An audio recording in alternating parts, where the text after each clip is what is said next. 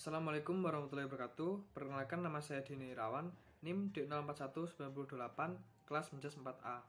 Kali ini saya akan menjelaskan tentang motivasi dan aktivitas dalam belajar. Yang pertama yaitu motivasi.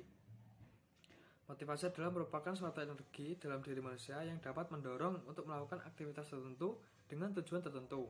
Tanpa motivasi, seorang siswa tidak akan membaca, belajar, dan sekolah, dan akhirnya tentu saja tidak akan mencapai suatu keberhasilan dalam belajar. Jadi di sini jelaskan bahwa motivasi merupakan suatu hal yang mendorong siswa untuk melakukan sesuatu hal atau kegiatan untuk mencapai suatu tujuan tertentu. Kemudian ada dua jenis motivasi dalam belajar. Yang pertama yaitu motivasi ekstrinsik, dalam melakukan sesuatu untuk mendapatkan sesuatu yang lain atau cara untuk mencapai tujuan. Motivasi ekstrinsik sering dipengaruhi oleh insentif eksternal seperti imbalan dan hukuman. Jadi motivasi ekstrinsik ini berasal dari luar diri siswa. Nah, seperti adanya imbalan dan hukuman, maka siswa mau melakukan suatu kegiatan untuk mencapai tujuan tertentu. Kemudian ada motivasi intrinsik, adalah motivasi internal untuk melakukan sesuatu demi sesuatu itu sendiri atau tujuan itu sendiri. Misalnya, murid mungkin belajar menghadapi ujian karena dia senang pada pembelajaran yang diujikan. Jadi motivasi intrinsik ini berasal dari diri siswa itu sendiri. Dia mau melakukan suatu hal karena dia menyukai tujuan yang ia capai. Kemudian menurut Syah dan Deporter, ada beberapa faktor yang dapat mempengaruhi belajar. Yang pertama yaitu faktor internal siswa. Faktor internal siswa ini berupa aspek fisik seperti kelelahan, pendengaran, penginderaan, dan lain-lain. Jadi faktor internal ini berasal dari diri pribadi siswa itu tersendiri, seperti kelelahan, pendengaran, dan penginderaan seorang siswa itu sendiri. Kemudian ada faktor eksternal siswa. Faktor eksternal ini faktor yang berasal dari lingkungan sekitar seorang siswa tersebut. Jadi semakin baik lingkungan siswa tersebut, maka dia akan menjadikan pribadi siswa tersebut lebih baik juga. Seperti di lingkungan sosial, lingkungan rumah, dan lingkungan sekolah. Kemudian yang terakhir adalah faktor pendekatan belajar. Kemudian ada fungsi-fungsi motivasi dalam belajar. Yang pertama, menggerakkan atau mendorong, berarti menimbulkan kekuatan pada individu, memimpin seseorang untuk bertindak dengan cara tertentu, misalnya kekuatan dalam hal ingatan, respon-respon efektif, dan kecenderungan mendapatkan kesenangan. Jadi fungsi motivasi di sini adalah memberikan dorongan terhadap suatu siswa untuk mau melakukan kegiatan atau melakukan suatu hal dalam pencapaian tujuannya. Kemudian yang kedua yaitu mengarahkan atau menyalurkan tingkah laku. Dengan demikian ia menyediakan suatu orientasi tujuan. Tingkah laku individu diarahkan terhadap sesuatu. Jadi motivasi ini berfungsi untuk menyalurkan atau mengarahkan tingkah laku seseorang atau siswa agar dapat mencapai tujuannya sesuai dengan keinginan yang ia inginkan. Kemudian yang ketiga, untuk menjaga atau menumpang tingkah laku, lingkungan sekitar harus menguatkan intensitas dan arah dorongan-dorongan dari kekuatan-kekuatan individu. Jadi fungsi motivasi yang ketiga ini menjaga seorang atau tingkah laku seseorang atau siswa agar sesuai dengan pribadi dia yang baik sehingga dapat mencapai tujuan yang ia inginkan. Dalam garis besarnya, motivasi mengandung nilai-nilai sebagai berikut.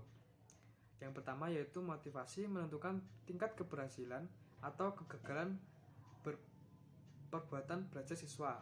Jadi motivasi ini menentukan sekali dalam proses belajar mengajar. Semakin besar motivasi siswa, maka proses belajar mengajar itu semakin lancar.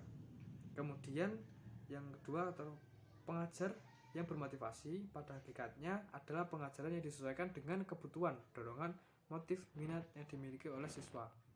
Jadi, alangkah baiknya motivasi itu diberikan oleh siswa sesuai dengan minat dan bakat siswa itu sendiri. Yang ketiga, Berhasil atau tidak berhasilnya dalam membangkitkan penggunaan motivasi dalam pengajaran sangat erat hubungannya dengan aturan disiplin dalam kelas. Nah, di sini aturan juga sangat berpengaruh penting untuk memotivasi seorang siswa.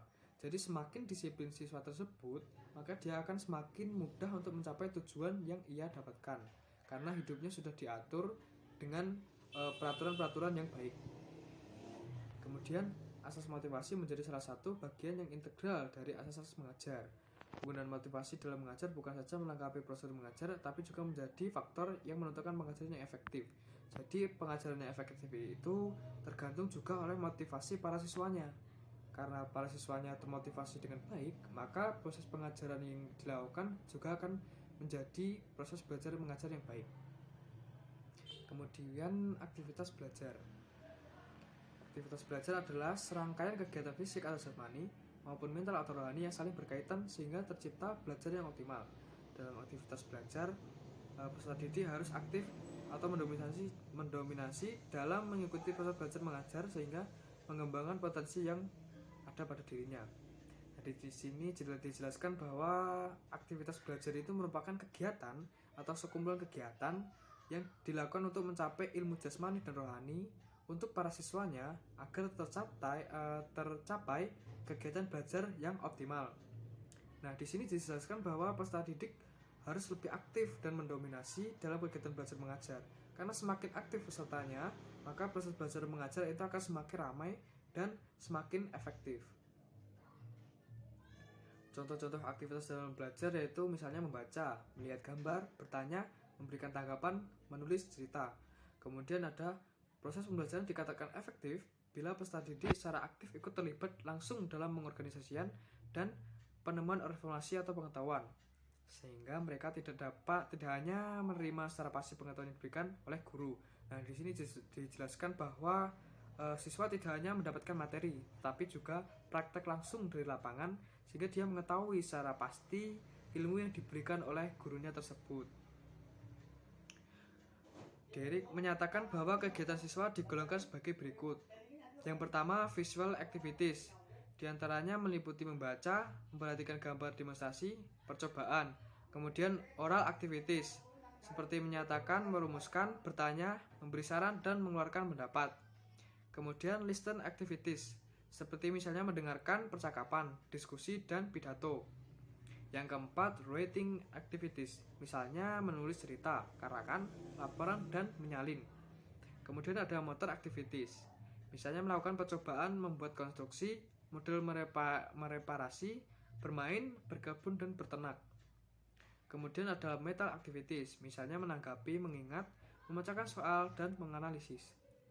Yang ketujuh, emotional activities, misalnya menaruh minat, merasa bosan, gembira, bersemangat, bergairah, berani, tenang, dan gugup. Itu saja yang dapat saya sampaikan. Apabila ada perkataan yang salah, mohon dimaafkan. Wassalamualaikum warahmatullahi wabarakatuh.